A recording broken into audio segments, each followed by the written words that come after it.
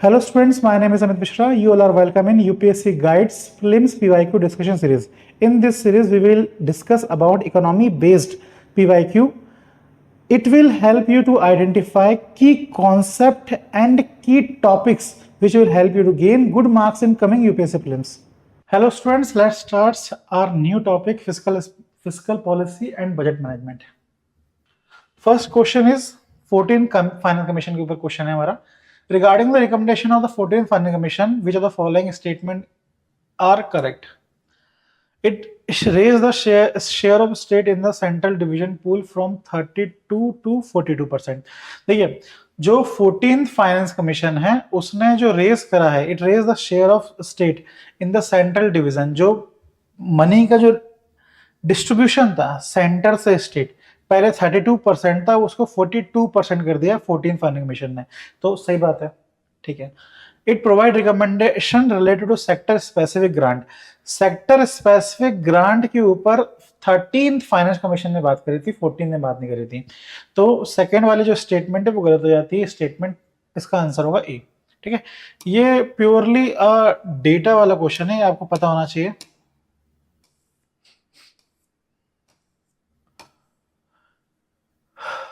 In the case of persistent budget deficit, which of the following measure can be help the government reduce budget deficit? Budget deficit हमेशा मतलब persistent budget में deficit हो रहा है, मतलब government का खर्चा ज्यादा हो रहा है और इनकम कम हो रही है. तो इसमें से कौन सा काम करना चाहिए गवर्नमेंट को? तो पहला जो ऑप्शन है, इसके लिए इसको समझाने के लिए पता है मुझे पूरा चार्ट बनाना पड़ेगा आपके लिए बजट वाला. अगर इसको जूम कर पाए अपन,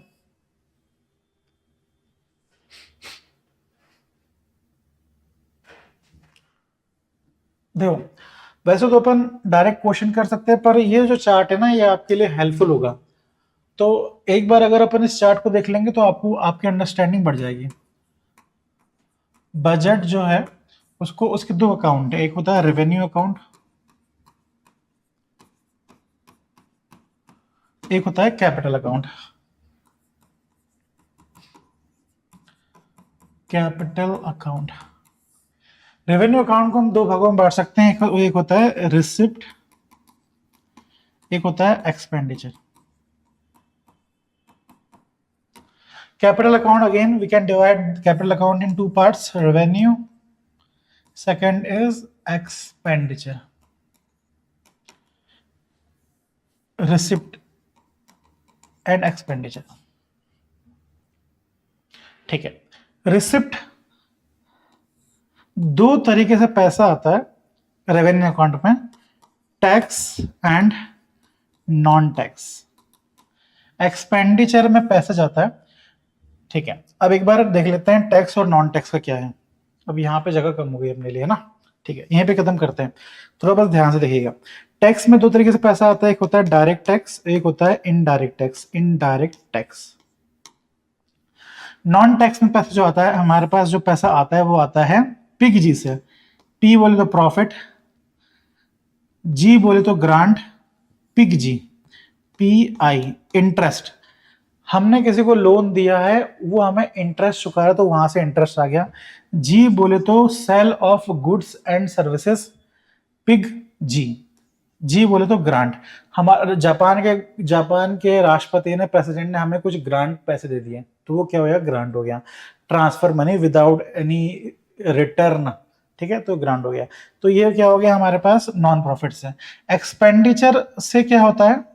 एक्सपेंडिचर मतलब इसको याद करने का तरीका डी एस पी जी, फिर आई, डीएसपी जी, ठीक है, डीएसपी जी. डी बोले तो डिफेंस में जो पैसा खर्च होता है वो होगा एक्सपेंडिचर. एस बोले तो सब्सिडी में जो पैसा खर्च हो रहा है वो. पी बोले तो पेंशन में जो हमारा पैसा जा रहा है वो. एस बोल डीएसपी जी, ये जी है, ये मेरे को अपनी राइटिंग समझ में नहीं आ रही है. जी बोले तो ग्रांट. अगर जब ग्रांट में हम किसी से पैसा लेते हैं तो यहाँ आएगा, नॉन टैक्स में आएगा. जब हम किसी और को पैसा देते हैं तो वो एक्सपेंडिचर में आ जाएगा, यहाँ पे आ जाएगा.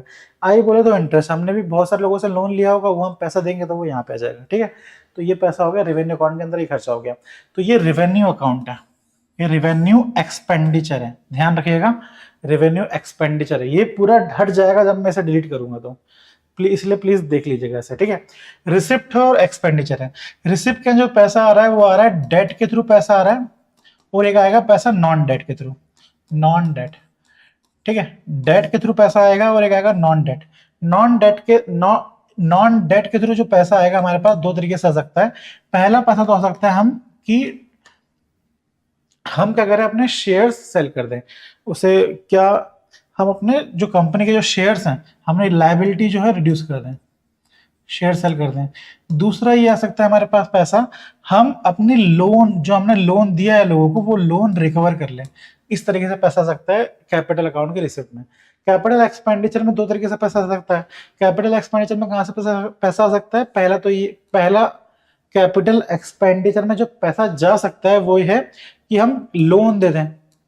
दूसरा जा सकता है कि हम असेट में पैसा खर्च कर दें, मतलब असेट मतलब एरोप्लेन ले लें, F-16 ले लें, या फिर हम कोई टैंक ले लें, मिसाइल ले लें, रॉकेट ले लें, तो वो F-16 असेट में पैसा खर्च हो रहा है। रोड बनवा लें तो वो असेट में खर्च हो रहा है पैसा। तो बजट में एक्सपेंडिचर ये है कैपिटल अकाउंट में एक्सपेंडिचर, ये है रेवेन्यू अकाउंट में एक्सपेंडिचर, ठीक है। कैपिटल अकाउंट की रिसिप्ट, यहाँ से रिसिप्ट में पैसा आ रहा है, एक्सपेंडिचर पैसा खर्च हो रहा है, ठीक है। अब मैं इसको चेंज करूंगा क्योंकि अगर नहीं करूंगा तो ये मतलब अपन क्वेश्चन दिखेगा, ठीक है।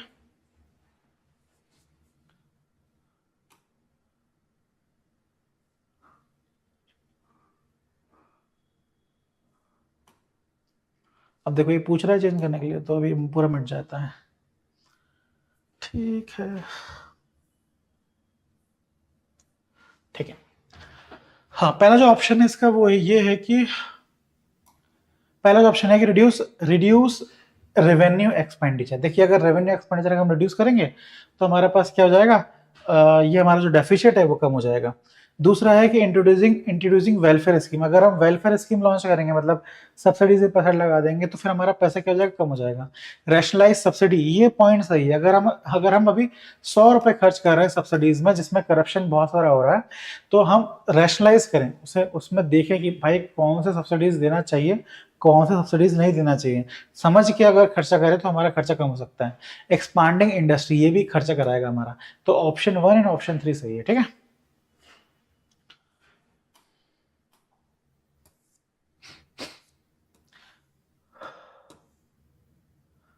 In the case of persistent budget deficit, which of the following action can be taken by government to reduce deficit?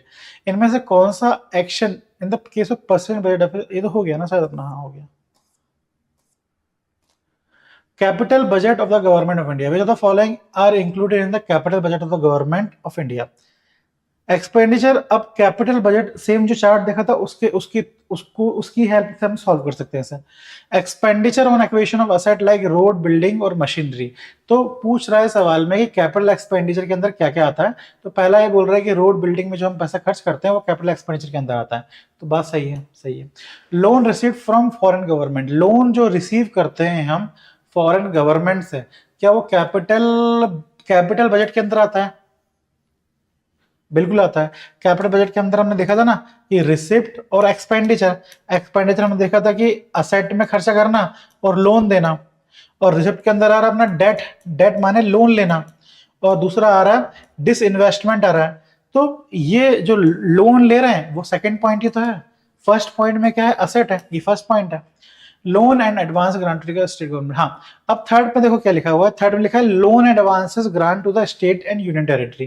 देखो कैपिटल एक्सपेंडिचर है, कैपिटल बजट है, कैपिटल बजट में जो एक्सपेंडिचर है, एक्सपेंडिचर में देखो हम जो लोन देते हैं स्टेट गवर्नमेंट को वो भी आता है। इसलिए देखो इस एक चार्ट से दो सवाल हो गए, इसका आंसर क्या हो जाएगा, डी हो जाएगा, ठीक है।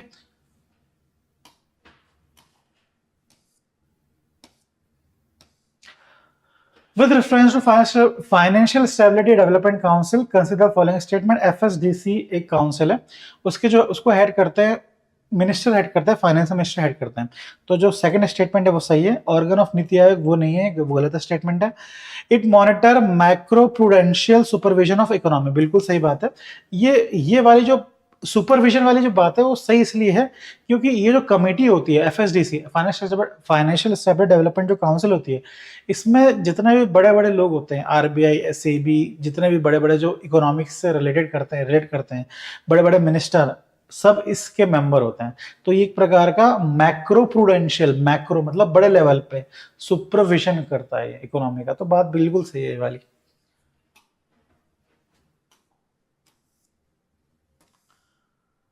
Base erosion profit shifting, base erosion profit shifting sometime use in the, अब बताना इसमें से कौन से कॉन्टेक्स्ट में बेस इरोजन प्रॉफिट शिफ्टिंग हो रही है। माइनिंग ऑपरेशन में multinational company in resource rich but backward area. देखो बेस इरोजन प्रॉफिट शिफ्टिंग का सीन ये है कि मैं बता देता हूं क्या होता है। प्रॉफिट शिफ्ट हो रहा है, एक कंपनी है इंडिया में, एक कंपनी काम कर रही है, वो उसका जो जेन्युइन जो प्रॉफिट हो रहा है वो हो रहा है 100 रुपए का। अब फॉरेन कंपनी अगर इंडिया में काम कर रही है, 100 रुपए का प्रॉफिट कमा रही है, तो उसे 40% टैक्स देना पड़ेगा, मतलब 100 में से 40% टैक्स देना पड़ेगा। वो अपना टैक्स बचाने के लिए वो बोलती है कि हमारा जो प्रॉफिट हो रहा है वो सिर्फ 50 रुपए का ही प्रॉफिट हो रहा है, हमारा प्रॉफिट 100 रुपए का हो ही नहीं रहा। तो अब उसे कितना टैक्स देना पड़ेगा, अब उसे 50 रुपए का 40% टैक्स देना पड़ेगा, मतलब सिर्फ 5 को 20, 20 रुपए, 20 रुपए ही टैक्स देना पड़ेगा। तो उसने अपना क्या कर लिया, टैक्स बचा लिया। और हमारा टैक्स, हमारे पास जो पैसे आने वाले थे 40, मतलब इंडियन गवर्नमेंट का जो पैसे आने वाले थे 40, वो अब कितने आएंगे, अब सिर्फ 20 रुपए आएंगे। तो हमारा जो टैक्स है, टैक्स का हमारा क्या हो गया, इरोजन हो गया। क्यों हमारा टैक्स का इरोजन हो गया, क्योंकि उसने अपना प्रॉफिट को शिफ्ट कर लिया। समझ में आ रहा है, हमारे टैक्स का, हमारे टैक्स बेस का इरोजन हो गया, क्योंकि उन्होंने अपना प्रॉफिट क्या कर लिया, शिफ्ट कर लिया।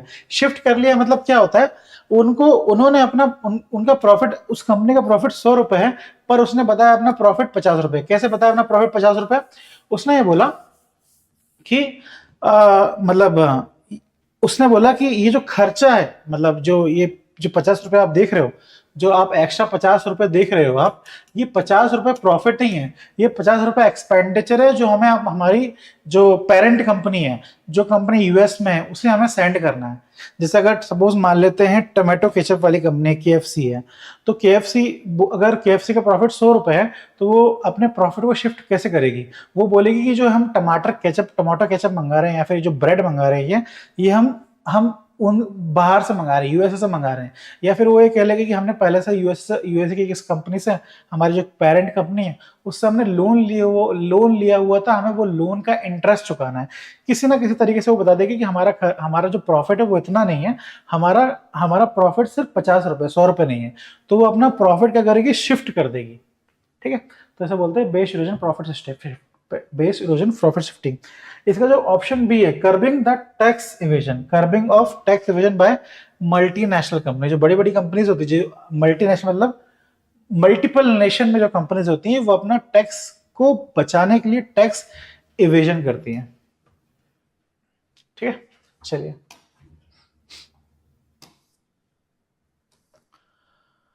सॉवरन गोल्ड स्कीम और गोल्ड मोनेटाइजेशन स्कीम, ये बहुत सारे स्कीम्स गवर्नमेंट लॉन्च करे रिगार्डिंग गोल्ड। इसके फायदे क्या हैं, ठीक है।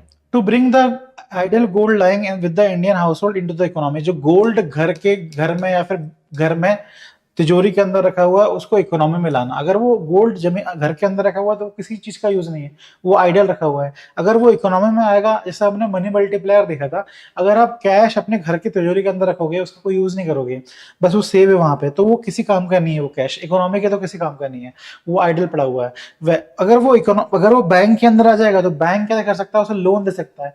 तो वो मनी क्या हो सकता है, मल्टीप्लाई हो सकता है, मनी सप्लाई से मनी मल्टीप्लाई हो सकता है। पर अगर वैसे गोल्ड के केस में, गोल्ड भी अगर उसके अंदर रखा रहेगा, तो गोल्ड की कोई वैल्यू नहीं रहेगी, ना किसी मनी मल्टीप्लायर, ना इकोनॉमी में वो रोल प्ले कर पाएगा। तो पहली चीज तो ये हो गई। हाँ, to promote FDI in the gold, FDI को वो लोग हर बार ले आते हैं। To reduce India's independence on gold import, to reduce India's dependency on gold import. देखो, अब गोल्ड का रखा है, सब लोग की तिजोरी में रखा हुआ है। एक पर्सन है ए, एक पर्सन है बी, एक पर्सन है सी। ए के पास भी गोल्ड रखा हुआ है, बी के पास भी गोल्ड रखा हुआ है, अब सी के पास गोल्ड नहीं है। अब इसको अपनी बेटी की शादी करानी है, तो इसको अब गोल्ड चाहिए। अब इसको गोल्ड चाहिए, तो वो गोल्ड क्या करेगा, वो जाएगा तनिष्क के पास, तनिष्क जो भी ज्वेलरी की शॉप है वहां जाएगा और बोलेगा कि भाई हमें गोल्ड चाहिए। तो ये तनिष्क वाला क्या करेगा, बाहर से गोल्ड इंपोर्ट करेगा, फिर गोल्ड इसको देगा। ठीक है, तो ये इंपोर्ट वाला जब काम होता है, तो रुपये की वैल्यू क्या होती है, कम होती है। ये वाला काम अगर, ये हो गया नॉर्मल जिंदगी में। अब गवर्नमेंट ने जब ये स्कीम लॉन्च करी गोल्ड वाली, तो ये ए का गोल्ड और बी का गोल्ड कहाँ पे आ गया, बैंक के पास आ गया। अब इसको जब गोल्ड चाहिए रहेगा, सी पर्सन को जब गोल्ड चाहिए रहेगा, तो वो डायरेक्ट इससे बैंक से गोल्ड ले लेगा, और अपने बेटे की शादी कराएगा और गोल्ड वापस कर देगा, या फिर गोल्ड वापस करना होगा तो कर देगा, या फिर कैश वापस कर देगा। तो इस तरीके से काम हो जाएगा, ठीक है। तो ऑप्शन 1 और ऑप्शन 3 सही है यहाँ पे। जीएसटी का जो क्वेश्चन है ये बहुत टफ हो सकता था, पर इन लोगों ने बहुत इजी क्वेश्चन बनाया हुआ है। It will replace multiple tax. देखो जीएसटी की जो, अगर जीएसटी के बारे में आपको कुछ भी नहीं पता ना, तो पहली चीज तो एक चीज पता होगी कि भाई मल्टीपल टैक्स थे, उसको मर्ज करके एक टैक्स बना दिया। ये बेसिक बात तो सबको पता होगी। तो पहले स्टेटमेंट सही होती है, इट ड्रास्टिकली रिड्यूस। ड्रास्टिकली अभी अपन ने कितने क्वेश्चन करे हैं, जहां जहां भी हमने ड्रास्टिकली शब्द पढ़ा है वो गलत ही रही है वो स्टेटमेंट। तो drastically reduce current account deficit, कुछ भी बात हो रही है यहाँ पे। इट विल इनॉर्मसली, इनॉर्मसली देखो अभी तक जितने भी क्वेश्चन करे हैं इनॉर्मसली ड्रास्टिकली वो सब गलत गए। फिर से देख लेते हैं यहाँ पे, it will enormously increase growth and size of the economy and which enable overtake China. India की इकोनॉमी इनॉर्मसली इंक्रीज हो जाएगी और हम चाइना से ऊपर चले जाएंगे। तो ये बात भी गलत है, इसका आंसर क्या होगा ए, ठीक है। सपने